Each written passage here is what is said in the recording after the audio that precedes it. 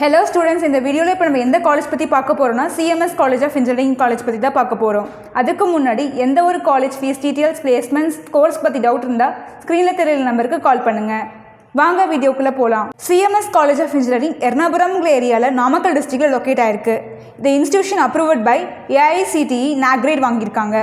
அஃபிலிக்டட் with Anna University, established by 2007. Next வந்து யூஜியில் என்னென்ன டிபார்ட்மெண்ட் இருக்குன்னு பார்க்கலாம்.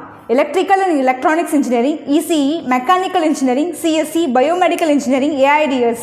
சிஎம்எஸ் காலேஜ் ஆஃப் இன்ஜினியரிங்கில் டாப் கம்பெனிஸில் பிளேஸ்மெண்ட் வந்திருக்காங்க. பிளேஸ்மெண்ட்டுக்கு உங்களுக்கு நல்ல ஆப்ஷனாக இருக்கும். நெக்ஸ்ட் காலேஜ்குள்ளே உங்களுக்கு என்னென்ன ஃபெசிலிட்டிஸ் இருக்குன்னா library, laboratory, hostel, transportation, sports, auditorium. CMS college of engineering join பண்ணணும்னு நினச்சிங்கன்னா உங்களுடைய கட் ஆஃப் 110+ எபோவ் இருக்கணும்.